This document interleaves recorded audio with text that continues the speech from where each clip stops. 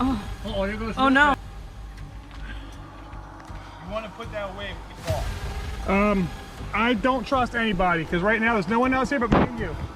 I just heard something outside.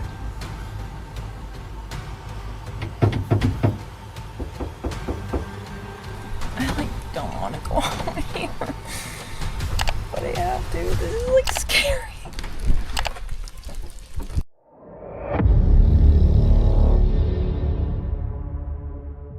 Sometimes the most terrifying encounters happen when you least expect them.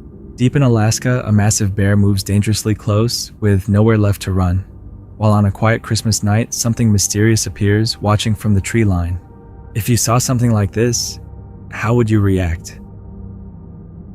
Meet Love Sundays. Though most people watching know him simply as Sean.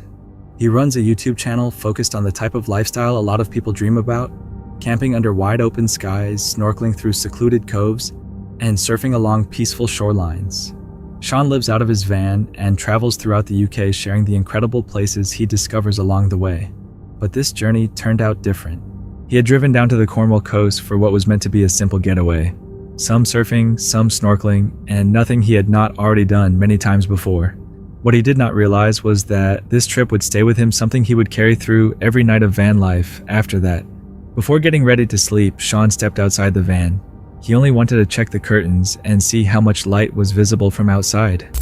Okay, so I'm outside. It's pretty dark, as you can see. Really dark, actually. I'm just going to turn the lights on. If you ask me, that looks pretty dark. Okay, I need to get back in the van before people notice. From where he stood, the van looked dark, silent, and nearly impossible to notice. It even appeared safe. But Sean may have stayed outside just slightly too long, because after climbing into bed, what happened next completely changed how he viewed van camping forever. He locked the doors, settled down, and soon after reached for his camera again. This time, he was recording something far more unsettling. I just heard something outside.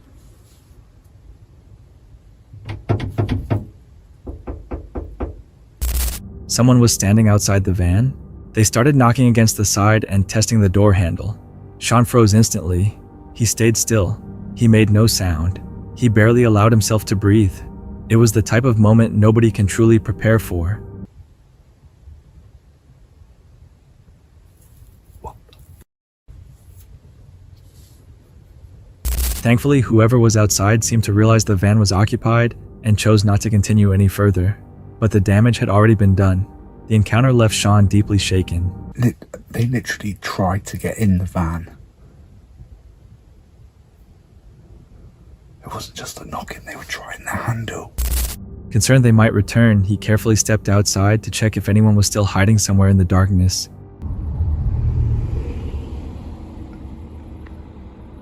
My heart was pounding then. I mean, they were either trying to move me on or trying to break into the van. Either way, not pleasant. I think that if I'd heard them coming in more, I've got a metal pole here. I could have just got out and not done anything. He found nothing. No footprints, no figure in the dark, no evidence anyone had ever been there. He climbed back into the van, sat quietly on his bed, and tried to process what had just happened. Sleep was impossible, not only that night, but probably for many nights after. Still, Sean understood things could have ended much worse. He never had to grab the metal pole he kept nearby in case he needed protection.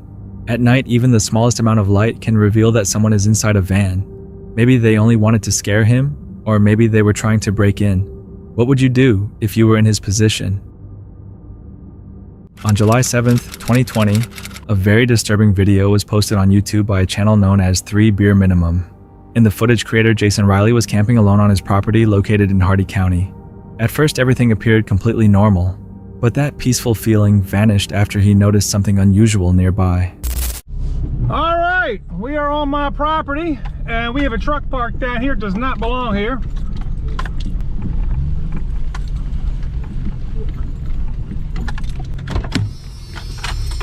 May I help you, sir? Yeah, you're on my property. No, you're on mine. No, 2254 High Knob Road is my property. Names. My name is Jason Riley.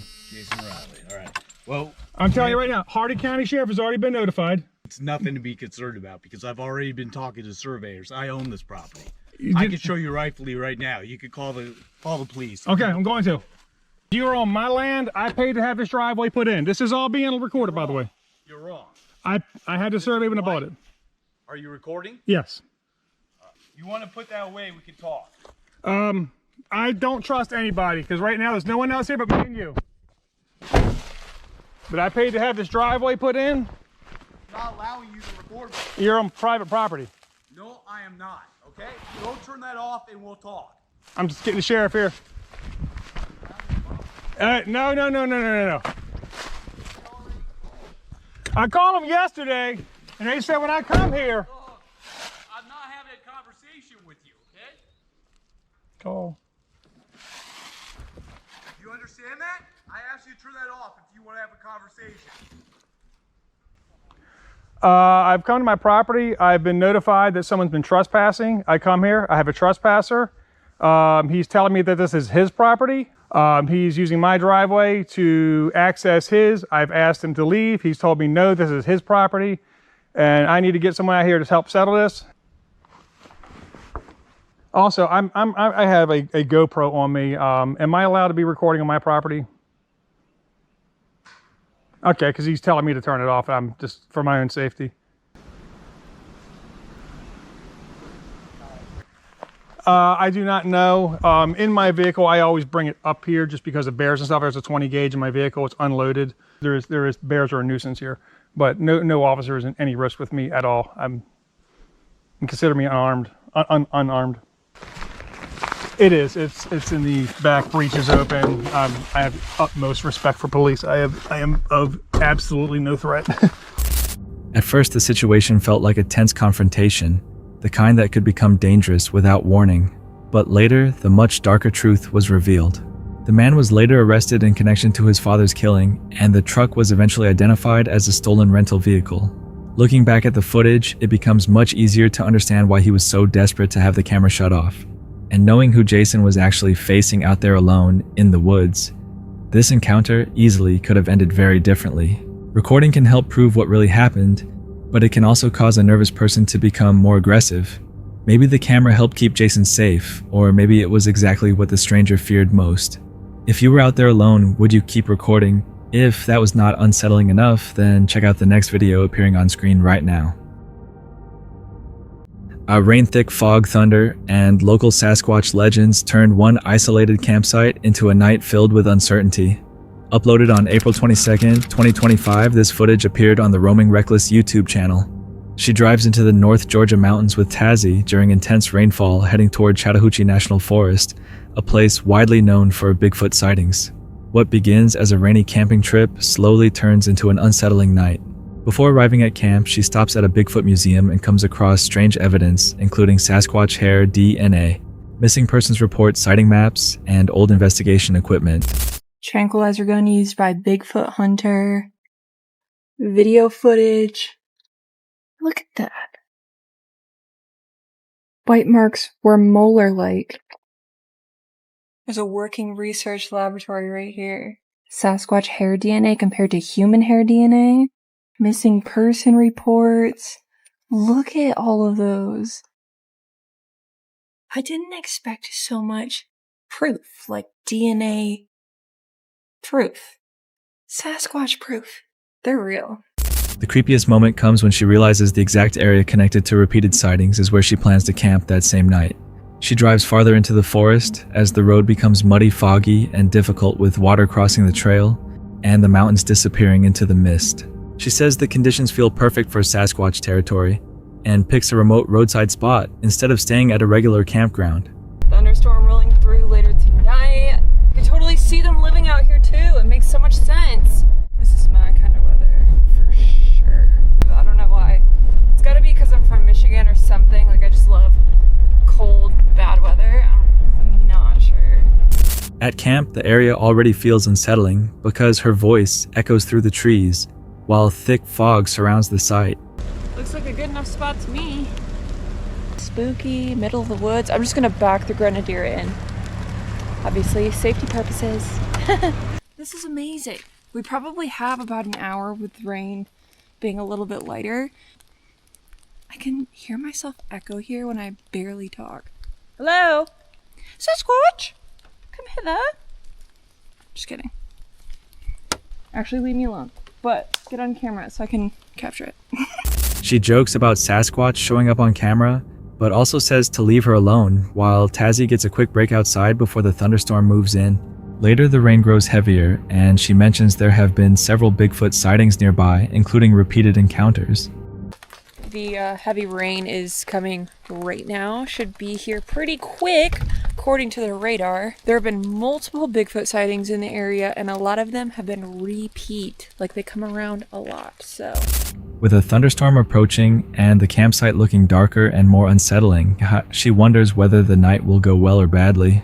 During a short pause in the rain, she takes Tazzy outside and instantly feels like she stepped into a horror video game. The heavy fog, rain, and poor visibility make the forest feel terrifying. Oh my gosh, talk about the creepiest campsite ever. I don't want to go home here, but I have to. This is scary.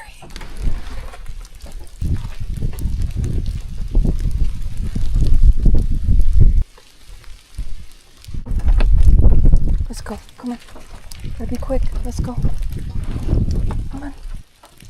Once they get back inside, she checks multiple times to make sure the doors are locked.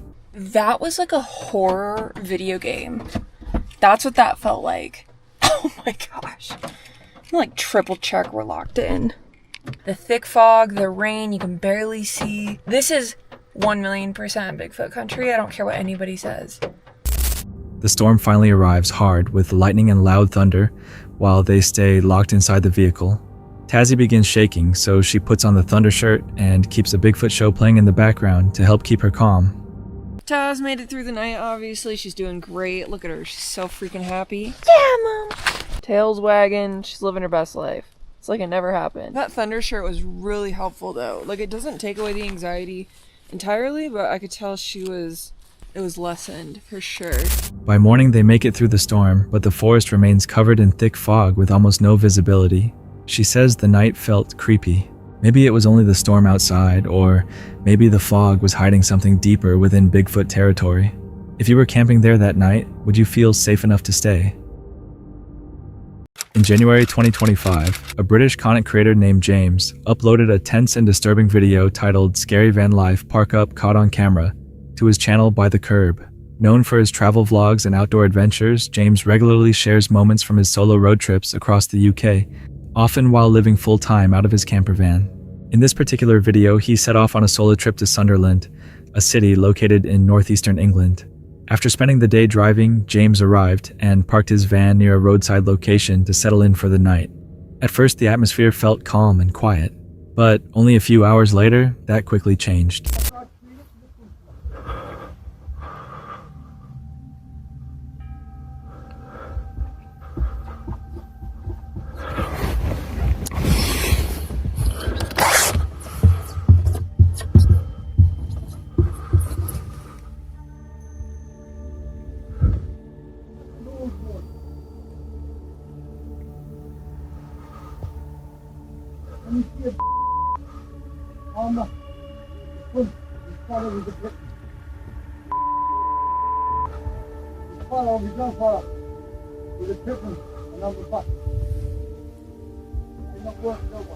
I'm not the third door. I'm not the private rig. I'm not a first English footballer. I'm not a reefer to know what it means when you do when you put on the dead people who you're supposed to look. Construct, I've never heard before. There's no new modern technology. You've got fucking stuff like this on there. You're a cover on. Not long after falling asleep, James suddenly woke up after hearing unexpected noises coming from outside the van. When he looked out, he was shocked to see a man standing close to the vehicle, shouting incoherently while staring directly at him. The man's words were difficult to understand, but his tone sounded aggressive and unpredictable.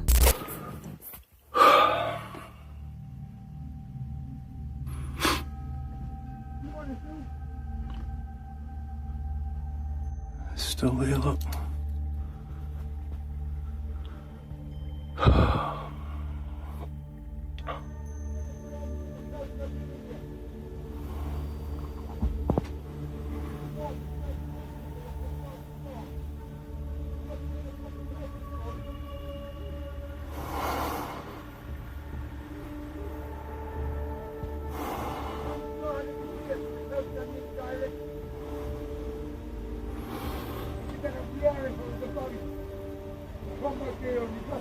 It's coming back.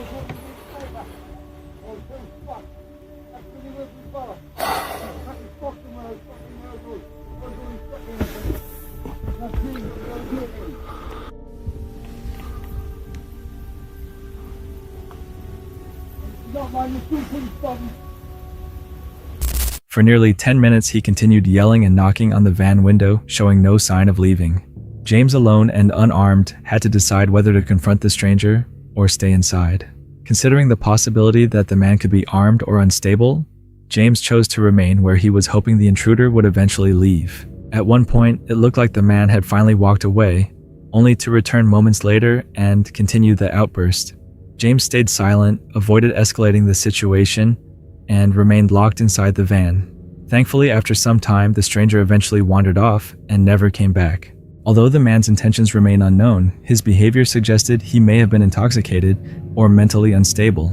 His aggressive knocking and rambling may have been an attempt to lure James outside or simply provoke some kind of confrontation. Van lifers are often vulnerable while parked in isolated overnight locations, and encounters like this can become dangerous very quickly. James's decision to remain inside likely stopped the situation from becoming worse. Was this simply a random encounter with someone under the influence, or did the man have more harmful intentions for whoever he thought was sleeping inside the van? One thing is certain for solo travelers' safety: sometimes depends entirely on making the right decision in a split second. This clip comes from a channel called Hunt Your Way, which focuses on rural property security, off-grid living, and do-it-yourself methods for protection. The creator regularly shares real footage and personal experiences involving trespassing, theft, and unauthorized break-ins. On November 12, 2022, the situation escalated dramatically. After years of peace on a property he had owned and gradually renovated, unusual incidents began happening. At first, there were unfamiliar vehicles pulling into the driveway, noticeable but not immediately concerning. But it did not end there.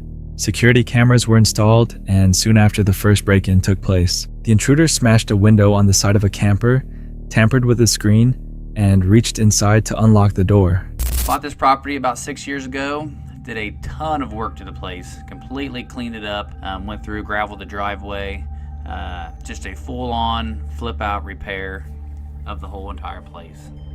For the first 3 years, everything went smooth. We had absolutely zero problems. Started getting comfortable down there, leaving tools in the shed, no problem. So we had everything we needed down there if we had to make repairs. Then we started noticing some vehicles pulling in the driveway. We didn't have a gate up at that time, so there was 2 or 3 different vehicles that we noticed pulling in the driveways. So we threw up a bunch of cameras. So then we had our first break-in. As you can see from the pictures, they knocked our window out, the side window, and was able to pop the screen, reach around, jimmy the door, get the door open. But as you can tell, they tried to pry it open first, it looks like, before they busted the window out. Went in the camper, completely ransacked it, went through everything. Same with the sheds. They ripped the door off, the locks off, completely went through the shed, cleaned everything out. Anything that had value down there, they got. So this video footage here, I've actually held on to for quite a while, since last year. As you're gonna see, there's snow on the ground. I had the sheriffs come out. They took a report, gathered up evidence, and that was pretty much about the last that I heard from them. I followed up a few weeks later. This was all during COVID, and I kept getting the excuse that COVID was going on, it was slowing everything down, and then I just stopped getting the return phone calls when I left messages and trying to reach out. So it went absolutely nowhere. So yeah, I decided, hey, I'm gonna put this footage out there for you guys to see, and maybe it'll help somebody else out. Footage shows the suspect moving near the entrance, checking the area, and eventually forcing entry through the damaged window. The inside of the camper was completely ransacked. Items were thrown around, cabinets had been forced open, and valuable tools kept in nearby sheds were stolen. The shed locks had also been broken. I'm gonna go ahead and roll this video here. Put it in slow motion here so we can talk about it. So as you can see, he's kind of creeping up here to the door. He kind of goes past the door and kind of looks, I'm assuming, to make sure there's no vehicles or anything on down the driveway. Goes up there, gives the old handle a pull.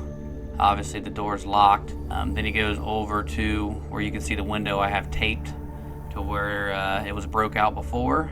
Starts peeling on that tape. That must have evidently took too long, because then next thing you know, he tries to actually pry the window open, which he does get it open enough to put his arm through there.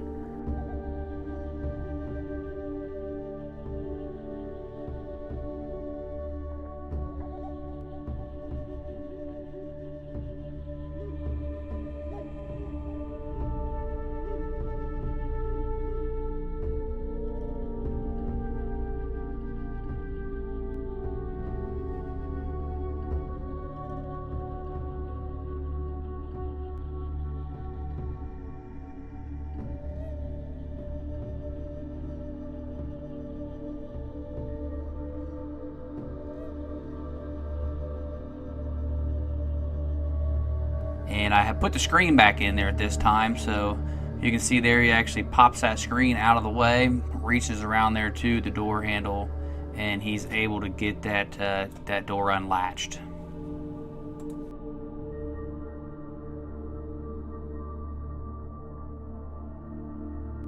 Okay, so by now at this point here, we were smart enough not to leave really anything of any true value in the camper there. So the video, you can see him coming out. I'm gonna slow-mo it as well. You can see he's running with something coming out the door, and that would actually be an old 10-year-old heater that we had in there, electric heater, that he helped himself to, and there he goes running back down the driveway.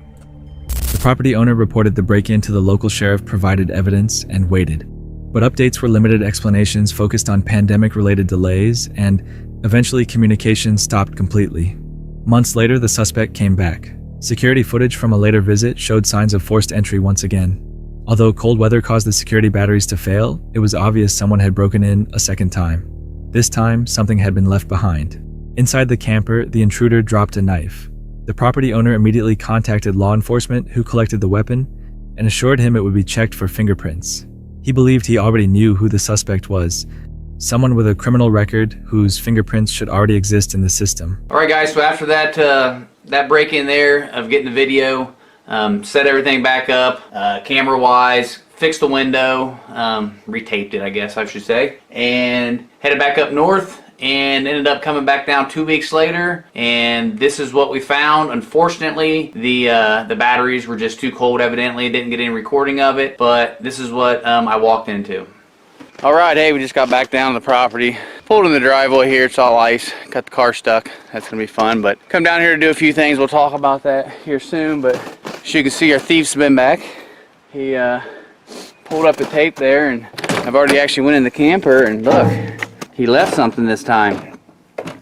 Left his knife. So, as soon as I get out of here, I'm gonna go call the sheriff, see if he can come down. I really hope they're gonna fingerprint this knife, because that's all we need to catch this guy, and I believe I know who it is, and I believe he's already in the court system, and he should already have his fingerprints on file, so all they got to do is get a print from that. It'd be pretty simple to match up, so let's hope they go the extra mile for me and get that thing fingerprinted, and we can get this guy, so stay tuned, stay tuned. All right, I'm gonna finish up this video with this. I wish I could tell you that the sheriff department did their job, ran his fingerprints on this knife like they said they would when they came out. He put his rubber gloves on, got his bag, took the knife, did all that, said it was going to be ran to contact them, and I contacted them numerous times. Spoke with the secretary, left multiple messages, and the only time I got somebody to call me back was that they were so backed up with COVID that it basically didn't have time to handle this. So, and that was the end of it. That was the last call I got. So I'm putting all this out to you guys. Maybe you guys know some information, but But weeks passed. No updates, no fingerprint results, only more silence. Despite repeated calls and messages, the case eventually went cold. Authorities blamed a backlog and moved on. The knife, potentially one of the most important pieces of evidence, was never followed up on. It is frustrating to see how easily a case like this can fall through the cracks. If the suspect already had a record, why were the fingerprints never matched? Was this simply another break-in, or was there something more disturbing involved? One detail stands out. Why would someone bring a knife during a burglary, unless they expected confrontation? Was the intruder prepared to use it, or was it simply a tool? Either way, the presence of a weapon turns this from property crime into something far more dangerous. So here's the question: what would have happened if the owner had been home that night? And more importantly, how many more times will this intruder strike before someone finally takes it seriously? Stay tuned, there is more coming. On September 1st, 2021, Outdoor Chef Life uploaded a video showing a fishing and camping trip in Alaska, near a river and waterfall. The channel follows Taku as he catches fish, collects seafood, cooks outside camps, and explores remote places with Jocelyn. This time they had come to watch their friends catch sockeye salmon using a cast net, but in a river packed with salmon humans. Welcome back to another episode of Outdoor Chef Life. I'm Taku, and we're still in Alaska, doing more Alaska things. These guys here have cast nets, and they're casting for, not herring like we do, they're casting for sockeye salmon, cast netting for sockeye salmon. There are 5 different species.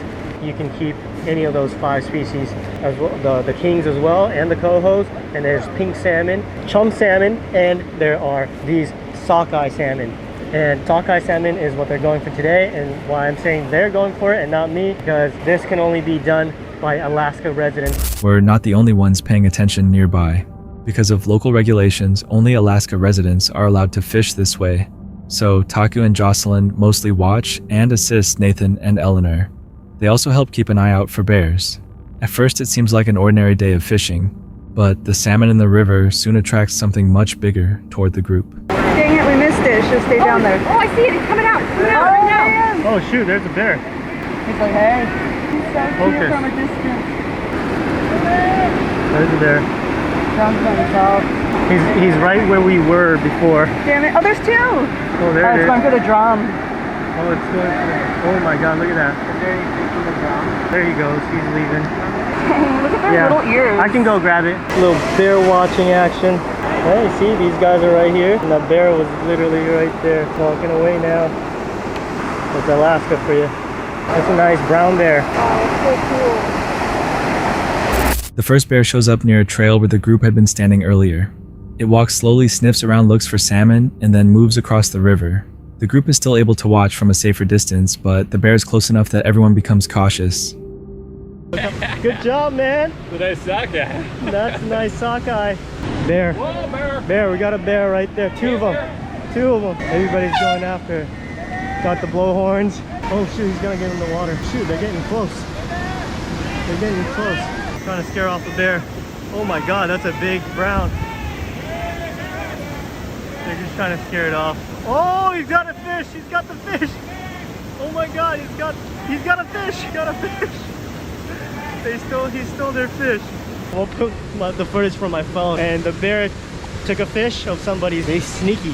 These big bears, not little bears, big bears are sneaky. Then the situation becomes more serious. 2 bears appear near the rocks where fish have been stored.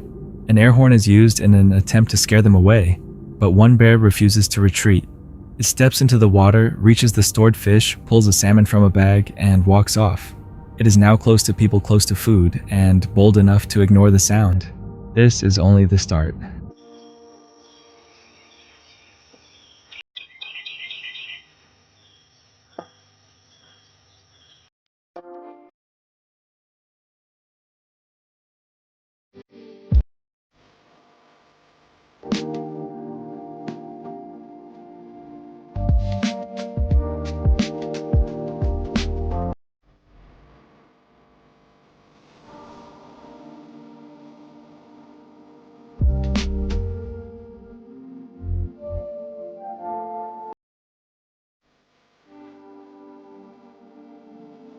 There's a bear going right towards Jocelyn. I'm gonna find my drone, and then this guy was like, behind you! And the bear was right behind me. It snuck up.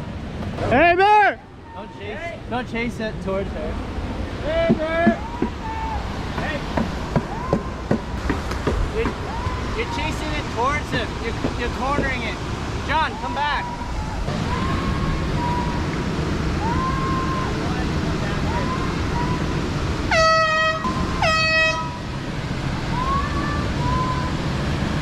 While Taku is flying the drone, the footage reveals a bear still wandering nearby, searching for a path toward the group and the fish. Then Taku notices one bear moving directly toward Jocelyn, who is standing alone on the upper trail with the gear. The riverbank only has one narrow path leading up from the water. Taku and the others are below, separated from her, and rushing up could push the bear even faster in her direction.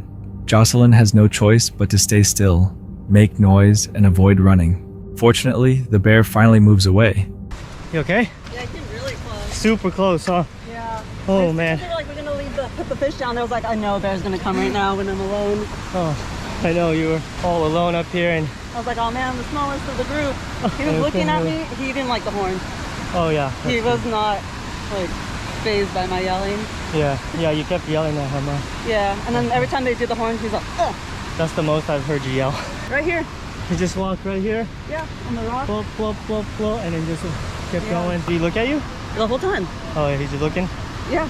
But then someone started blowing the air horn and Yeah. he's all, but he was like kind of looking down like, I don't know. Nathan was like, don't scare it, because you're just scaring it right towards her, cornering it. So, Yeah, I was like, so yeah, we I just hope kind of he had to can find stand it. back. Taku quickly goes to Jocelyn and checks if she's okay. She had been alone, and she was the smallest member of the group. The bear did not seem bothered by her yelling alone. It only hesitated when the people below used the air horn.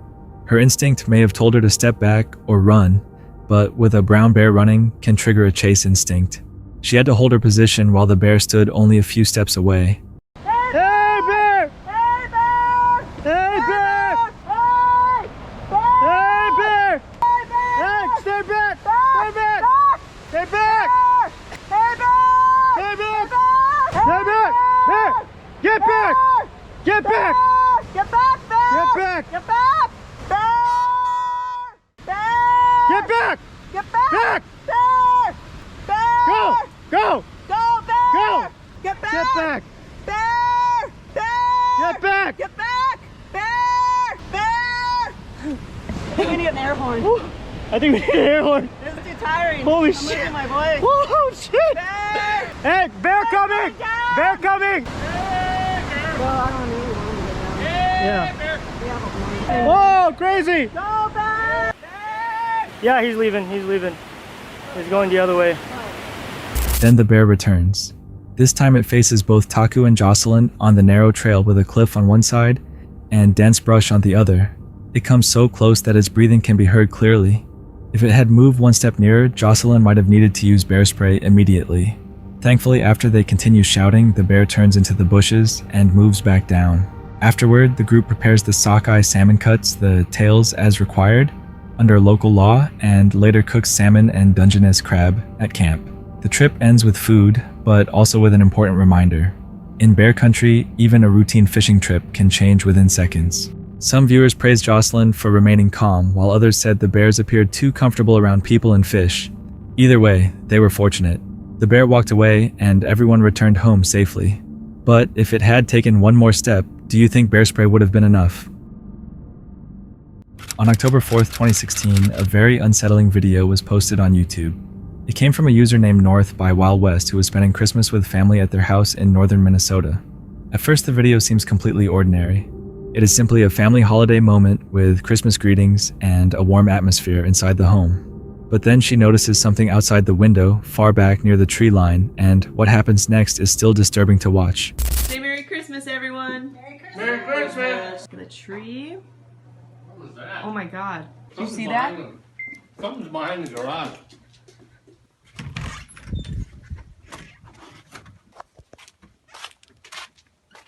Did you see that? No, what was it? It was really big. Oh my God, do you see it? Yeah. Oh my God. No way. That can't be. What the hell? Oh my God, are you getting this? I think so. Oh my God. Where's it at?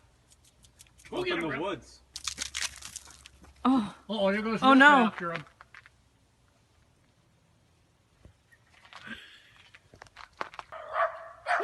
We're real scared of them. Rap. You stay here, Rap. You stay here. Let me get closer. Where the heck did it go? I don't know.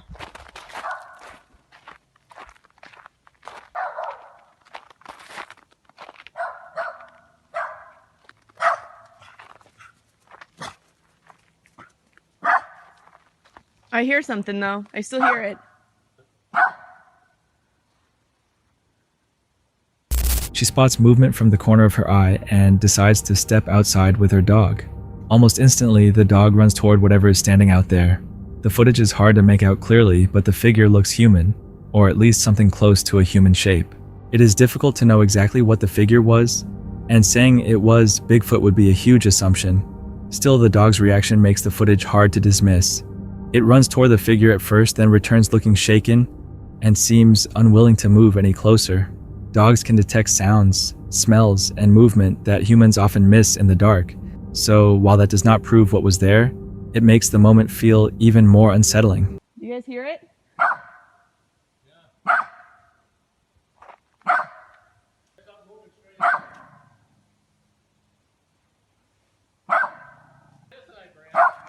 Yeah, it is. Riff! Come on, Riff!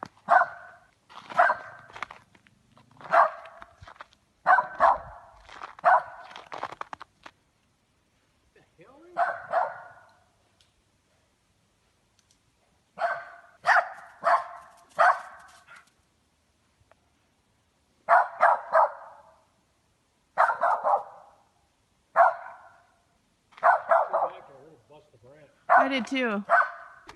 Rip, stay here. It's gonna come out in the clearing. Oh, there it is, right over there. Oh my god.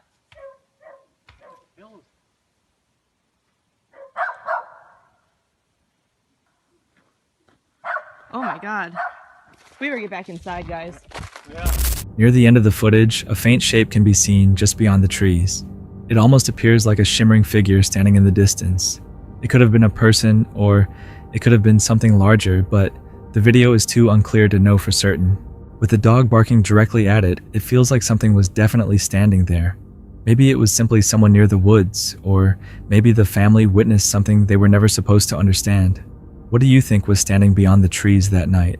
That's it for tonight. Which moment creep? Drop it in the comments. Have your own story, share it with us, and stay tuned. The next one is even darker.